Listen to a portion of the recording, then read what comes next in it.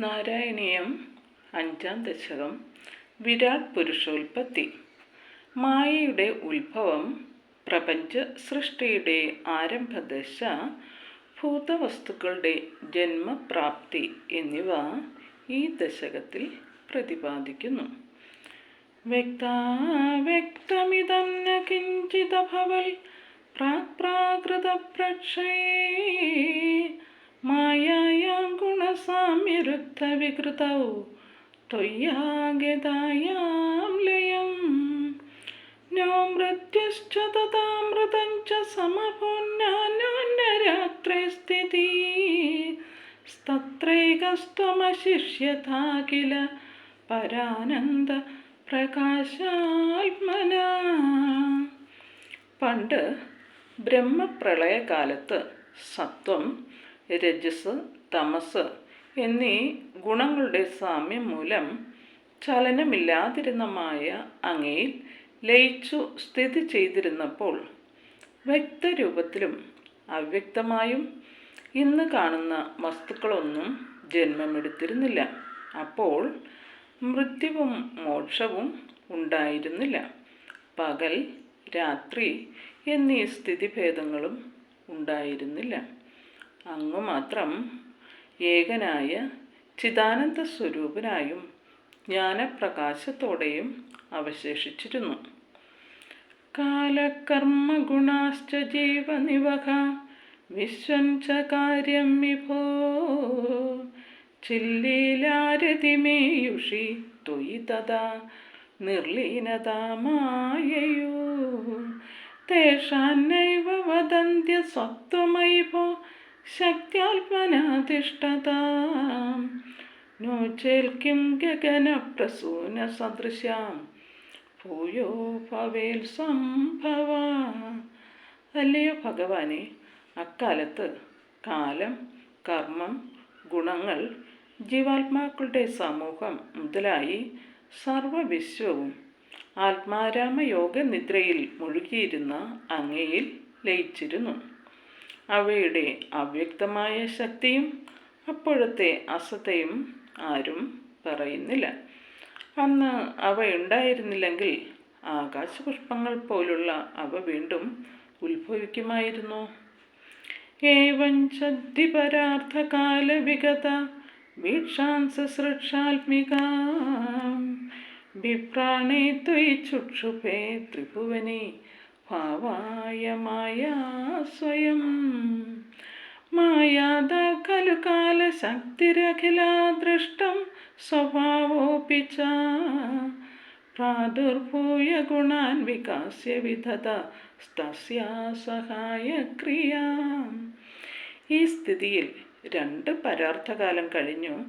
സൃഷ്ടികർമ്മം നടത്താനുള്ള ആഗ്രഹത്താൽ അങ്ങ് നോക്കിക്കൊണ്ടിരിക്കെ 3 ലോകങ്ങളുടെ മൂലകാരണമായ മായാശക്തി സ്വയം അങ്ങയിൽ നിന്നും പുറത്തു വന്നു.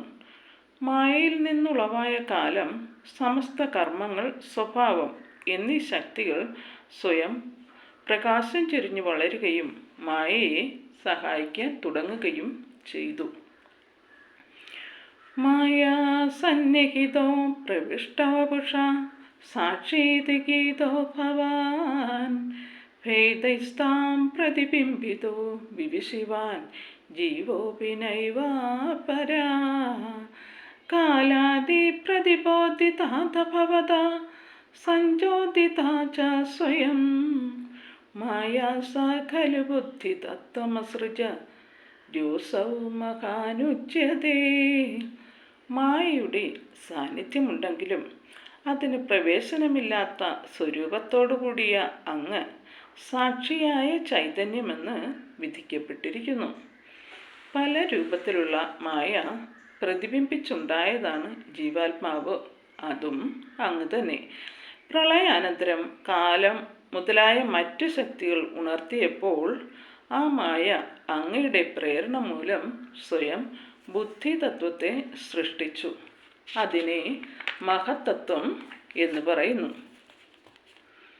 തത്രാസൗ ത്രിഗുണാത്മകോപി ച മഹാൻ സത്വപ്രധാന സ്വയം ജീവേസ്മിൻ ഖലു നിർവികൽപമഹിമ ദ്യുത്ബോധനിഷ്പാദക ചക്രേസ്മിൻ സവികൽപബോധകമഹം തത്വം മഹാൻ ഖല്വസൗ സമ്പുഷ്ടം ത്രിഗുണൈസ്തമോദിബകുലം വിഷ്ണു ഭവൽ പ്രേരണാൽ.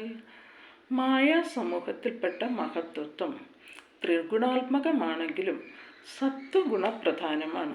ഇത് ജീവാത്മാക്കളെ നിശ്ചേതനരാക്കി അവരിൽ ഞാനെന്ന ഭാവം ഉണ്ടാക്കുന്ന പ്രേരക ശക്തിയാകുന്നു. ഹേ വിഷ്ണു ഭഗവാനെ, അങ്ങയുടെ പ്രേരണയാൽ ഈ മഹത്വത്വം ത്രിഗുണസമ്പുഷ്ടമാണെങ്കിലും അധിക പങ്കും തമോ ഗുണമുള്ള ജീവാത്മാവിൽ വിഭിന്ന ധർമാരോപമുണ്ടാക്കാൻ വേണ്ടി അഹം തത്വത്തെ സൃഷ്ടിച്ചു.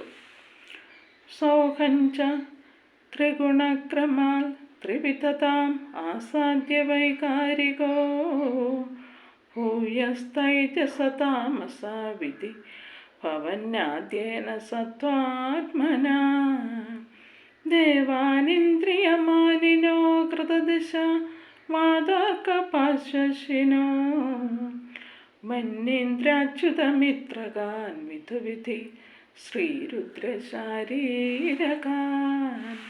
അങ്ങനെ സംജാതമായ അഹംതത്വം 3 ഗുണങ്ങൾക്കൊത്ത് 3 രൂപങ്ങൾ പ്രാപിക്കുകയും പിന്നീട് വൈകാരികം, തൈജസം, താമസം എന്നീ രൂപഭേദങ്ങൾ കൈക്കൊള്ളുകയും ചെയ്തു.